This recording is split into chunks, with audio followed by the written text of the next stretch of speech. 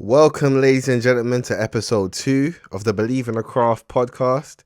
I know it's been a minute since we had a conversation about the introduction of Believe in the Craft and the gift that I wanted to present to the world, but the episodes will now be coming thick and fast. So stay tuned, stay strapped in, and I'm going to take you on this journey. So June is Men's Mental Health Awareness Month. So it's a special month in which we want to highlight men that are, you know, either experiencing difficulties with mental health or want to put a spotlight on men's mental health.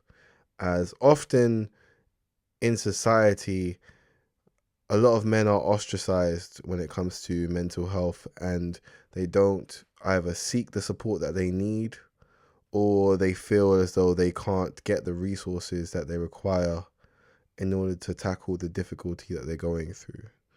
Um, so recently I went to an event in May called Mentality Live, and it was a great experience in which 25 to 30 men congregated together and had dinner, discussed business ideas, entrepreneurship, networking, generational wealth, uh, long-term goals that each person had.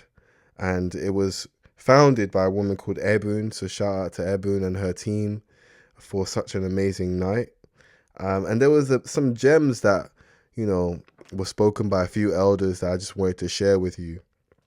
One of the gems was a book that was recommended to me called Who Moved My Cheese?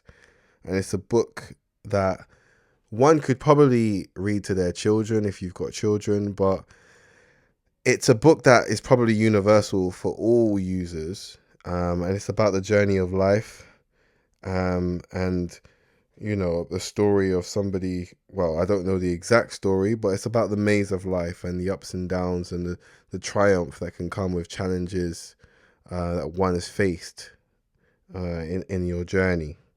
Another anecdote that I'd like to regurgitate was one of the brothers said, "Be at peace in the moment. There's no need to fill a void." And I think often we as men want to fill a void through vices, whether it be alcohol, women, sex. A lot of the time we choose to fill a void.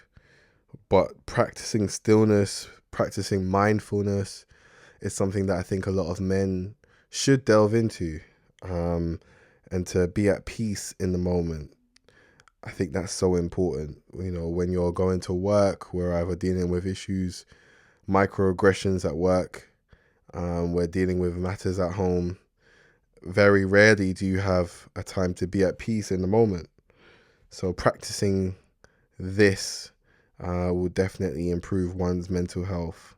So I thank Mentality Live for facilitating an opportunity for young men of color to congregate, have dinner. So shout out to Femi, who owns Pappy's Grill. So a big shout out to you as well for the food.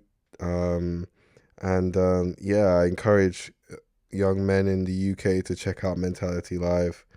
One of the other anecdotes was that the most powerful thing a man can do is be malleable, be like water. So not be rigid, but to adjust and adapt to one's surroundings and environments, and be able to adjust according to the type of people that you're around in a certain environment and at a certain time. I think that could give birth to greater opportunities, and also will give you a chance to broaden your horizons if you move into an environment that is foreign to what you're used to. So all of this is part of one's personal growth and self-development.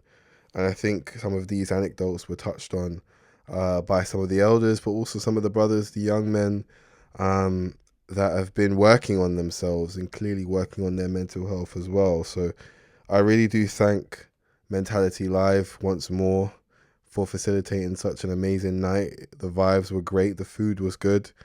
The drinks were flowing. and I look forward to the next event as well. So a big shout out to Ebon and her team, um, and hopefully Believe in the Craft can collaborate at some point in the near future, because essentially Believe in the Craft wants to foster collaborations with organizations that promote mental health, wellness, and overall excellence.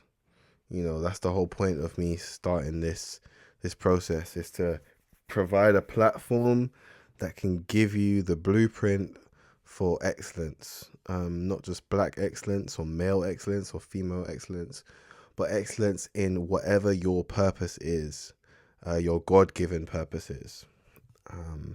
So we'll be pushing that until the end, and we're not going anywhere. We're staying here. We're here to stay. And in the month of May, I also had the pleasure of seeing a production by Lanre Maleolu. I hope I didn't butcher your name, brother.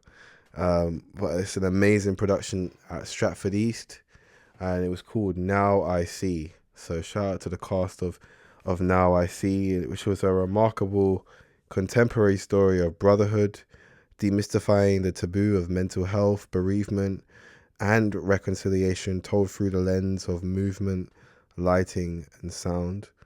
Unfortunately, the production is now ended at Stratford East, but it was such an amazing story, contemporary story with contemporary references. If you're from East London, you would definitely have loved it.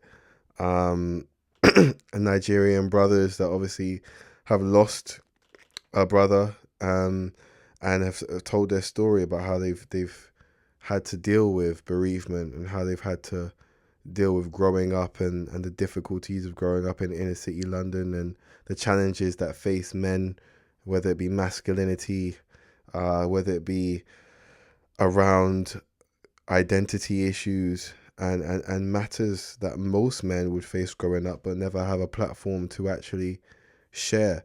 So I think Lanre's Now I See provided a lens and a great insight into the struggles of men that grow up in the inner city, that never probably had a voice to speak. So it resonated, and it was such a profound resonance that, I probably wanted to see it again, and hopefully it does come back to the stage. It's good enough to be in the West End for sure, but there was something authentic about it being in our backyard in Stratford East. Something raw, and something, I think we should all tap into. I think there's a different element of stage compared to that in film, which allows the audience to really connect with the actors, and connect with the story, connect with the script, connect with the movement, the lighting, the sound, the music choice that was used, the contemporary references, the jokes, the laughter, and everyone in there had a great time. And I just think it was such a special night, off the back of Mentality Live, to see such a great performance.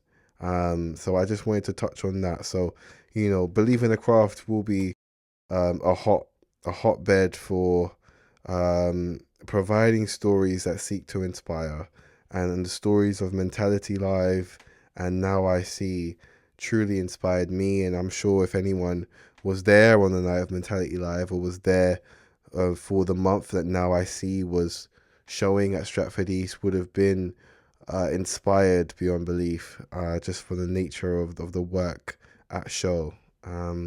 So this was episode 2 of Believe in the Craft. I hope you've enjoyed the story. I hope you've been touched by it.